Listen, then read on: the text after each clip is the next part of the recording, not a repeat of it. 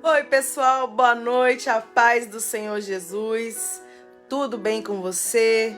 Como está seu coração? Como estão as suas expectativas?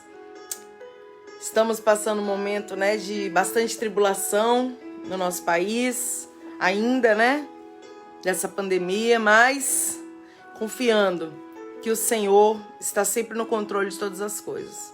Confiando que Deus é aquele que dá a última palavra, Deus é aquele que dá a vitória na hora certa. Hoje eu tenho uma mensagem que está em Mateus, Evangelho, segundo escreveu Mateus, capítulo 6, para o seu coração. Vamos ler? E quando guardai-vos de fazer a vossa esmola diante dos homens, para serdes vistos por eles. Aliás, não terei galardão junto de vosso Pai que está nos céus. Quando, pois, deres esmolas, não faças tocar trombeta diante de ti, como fazem os hipócritas, nas sinagogas, nas ruas, para serem glorificados pelos homens. Em verdade vos digo que já receberam o seu galardão. Mas quando deres esmolas, não saiba a tua mão esquerda o que a tua direita faz, para que a tua esmola seja dada ocultamente. Teu Pai, que vem em segredo, te recompensará publicamente. E quando orares, não sejas como os hipócritas, pois se comprazem em orar em pé nas sinagogas e nas esquinas das ruas para serem vistos pelos homens. Em verdade vos digo que já receberam o seu galardão. Mas tu, quando orares, entra no teu aposento e, fechando a tua porta, ora ao teu Pai que está em oculto. Aleluia! E o teu Pai que vê secretamente te recompensará. Versículo 16. E quando jejuardes, não vos mostreis contristados como os hipócritas, porque desfiguram os seus rostos para que os homens pareçam que jejuam. Em verdade vos digo que já receberam seu galardão.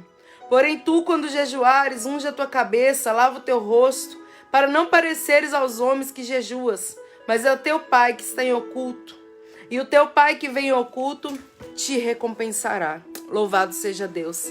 Tem uma palavra tremenda para o seu coração, onde diz, irmãos, que os fariseus ali, os religiosos, os doutores da lei, eles tinham um hábito, o costume de tudo que eles faziam assim que fosse para Deus, eles mostravam para os homens, ou para os homens eles mostravam para os homens também, ou seja, tinha uma necessidade de mostrar quando eles estavam dando esmola, olha, eu estou fazendo. Mostrar quando eles estavam orando, olha, eu estou orando, eu levantava as mãos e orava. Mostrar quando eles estavam jejuando, eu estou triste, estou jejuando, estou com muita fome, enfim, irmãos. E Deus, Jesus, ele nos ensina uma lição com essa palavra. Não que seja errado, tá? Você divulgar o seu trabalho, Nós que somos pastores, que somos servos de Deus, divulgar o trabalho que nós estamos fazendo, isso não é errado, não é pecado, é uma bênção, porque nós incentivamos outras pessoas também a fazer. Mas aqui não estava se referindo a divulgar um trabalho, não estava se referindo a chamar pessoas para ajudar, não. Aqui estava se referindo a hipocrisia. Isso aqui estava se referindo a, muitas vezes, só mostrar aquilo que na verdade não era realmente daquela maneira. E aí Jesus, ele vem e ele fala, olha, quando você der esmola, não faça saber a sua mão direita o que a esquerda fez, ou vice-versa. Ou seja, faça tudo ali, você e Deus vendo, Deus sabendo, Deus conhecendo sua intenção. Ninguém precisa saber o que você faz ou deixa de fazer. Ninguém precisa saber, se você está fazendo, Não, irmãos, não precisa. Como eu disse, Claro que essa palavra não estou em momento nenhum, de maneira nenhuma, condenando, os irmãos e nem a minha pessoa também, como serva de Deus, nos momentos que a gente às vezes divulga um trabalho, divulga algo, que vai chamar pessoas, convocar pessoas para ajudar. Não, isso não. Mas quando eu vejo muitas vezes, as pessoas expondo outras pessoas, mostrando, olha, eu fiz, aconteci, aí mostra muitas vezes a dificuldade do próximo ali, e a pessoa às vezes se sente constrangida, às vezes a pessoa se sente, mal com aquela situação. E a gente não precisa disso. Se a gente ajudar, que nós possamos ajudar com toda a nossa alma, com todo o nosso coração, com toda a verdade que há em nós, porque quem precisa ver é quem está recebendo a sua ajuda, a minha ajuda. E Deus, que vê todas as coisas, que conhece o nosso trabalhar. Lá em Apocalipse eu acho lindo quando o Senhor fala com as igrejas. Ele sempre fala, eu conheço as suas obras. Então Deus conhece as suas obras, Deus conhece as minhas obras, Deus conhece as obras dos nossos irmãos. A gente não precisa ficar, querendo provar aquilo, que a gente faz para as pessoas, não é necessário. E ele fala outra coisa interessante, quando a gente orar, ora em secreto. Ora lá no seu monte, no seu secreto, no seu particular, para que você possa ser ouvido em oculto pelo Senhor e o Senhor te responda, te dê vitória, te dê resposta poderosa para aquela oração. Ore com toda a sua alma, com todo o seu coração. Rasga mesmo o coração diante de Deus. Porque muitas vezes quando estamos diante das pessoas, nós nos limitamos a falar algumas coisas, porque tem coisas que nós só falamos com Deus e mais ninguém. Tem coisas que é o nosso secreto com o Senhor. Mas quando você está na presença dele, ali no seu quarto, fecha a sua porta. Quando fala quarto, irmãos, é um lugar seu e dele, sabe? Pode ser um banheiro, pode ser uma sala, pode ser um lugar que seja seu e do Senhor, um quintal, algum lugar que seja você e Deus e mais ninguém, Um monte de oração, onde você queira se entregar, se derramar. E ele fala, quando você orar, não use de vãs repetições.